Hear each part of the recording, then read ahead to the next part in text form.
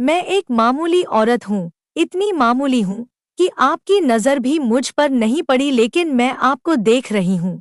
आप अपनी बीवी के साथ डॉक्टर के यहाँ जा रहे हैं, उसकी कोख में लड़की या लड़का, यह जानने के लिए। असल में आप अपनी लड़की की हत्या करना चाहते हैं, कोख में ही।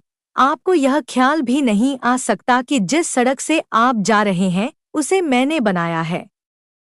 मैंने यहाँ रोड़ियां बिछाई और फिर उन्हें दुर्मुट से कूटा था। मेरी छोटी बेटी तब यहाँ किनारे पर उगी झाड़ियों में ऊँघती रहती थी। मेरी 3 बेटियां हैं। मेरा आदमी कहता था कि अगर बेटा नहीं हुआ तो मुझे छोड़ देगा। उसने कहने के लिए मुझे छोड़ भी दिया, पर अब भी पका पकाया खाने के लिए जब तब आ जाता है। चिकनी चुपड़ी बातें भी करता है। मैं सब समझती हूँ, फिर सोचती हूँ चलो मेरी बेटियों का बाप है। कमाल है, जिन बेटियों से वह छुट्टी चाहता था, उन्हीं बेटियों के नाम की थाली में उसे परोस देती हूँ। वह समझता है बेटियां बोझ हैं।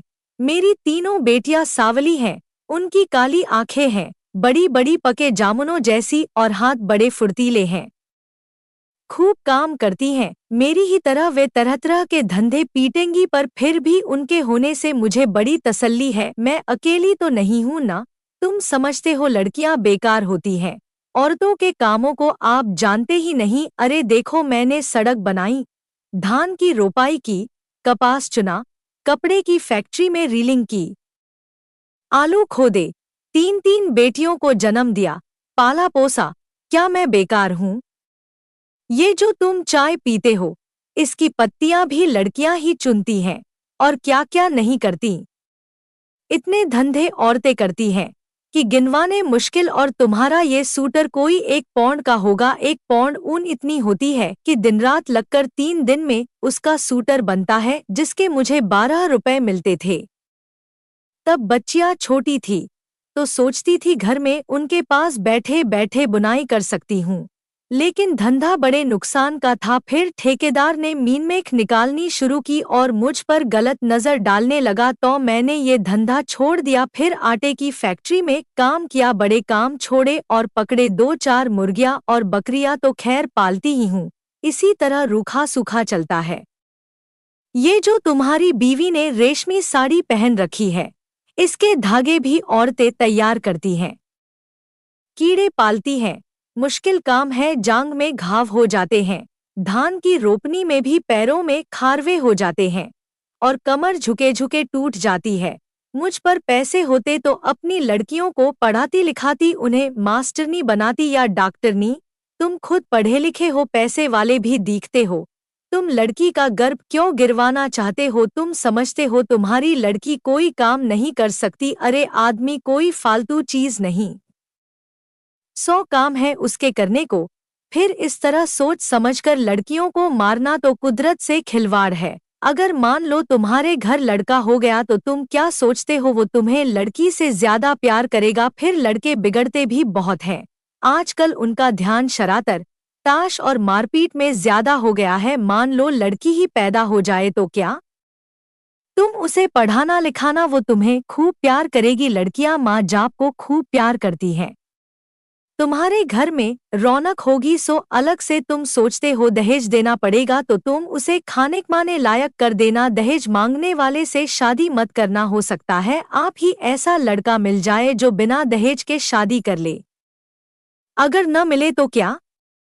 वो कमाएगी खाएगी और तुम्हारा सहारा बनेगी। हो सकता है वह तुम्हारा नाम रोशन कर दे।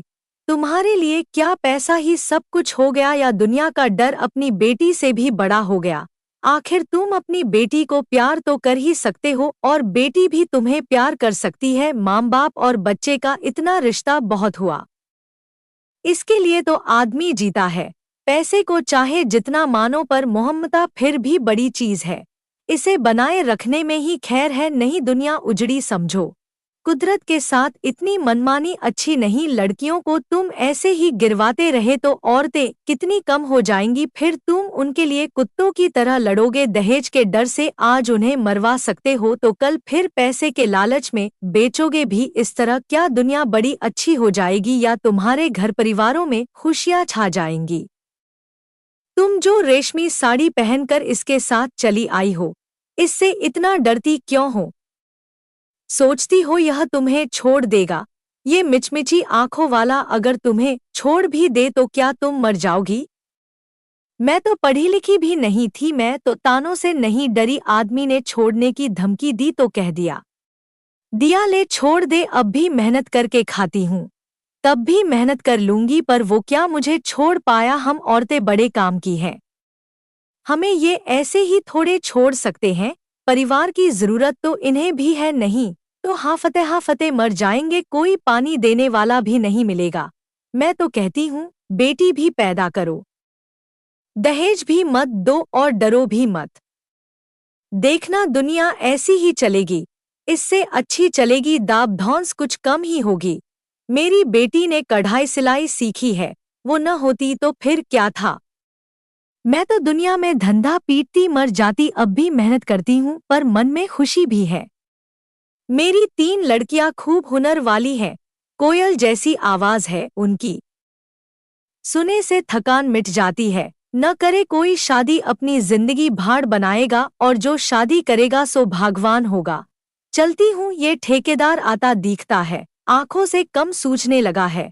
ये जो लिबर्टी सिनेमा है न, इसे गिराना है। मालिक यहाँ पूरी बाजार भर दुकानें बनवाना चाहता है, यही मलबा ढोने का काम करूंगी। काम तो ठीक है, मैंने बहुत किया है, पर इसके सामने ये डॉक्टर की दुकान है, यहाँ लड़का लड़की टेस्ट होता है बस। इसे देख देख के मन में बेचैनी बनी रहती है, घड़ी घड़ी तुम्हारे जैसों की सूरत देखनी पड़ेगी, हत्यारों की। बस कहीं और काम मिला तो ये जगह छोड़ दूंगी, देखूं तब तक तो यही काम करना पड़ेगा। मैं पढ़ी लिखी होती तो ये ही सब बातें लिख देती, फिर तो तुम भी मेरी बात किताब में पढ़ लेते, पढ़कर तुम भी कहते करतारी देवी बात तो पते की कहती है।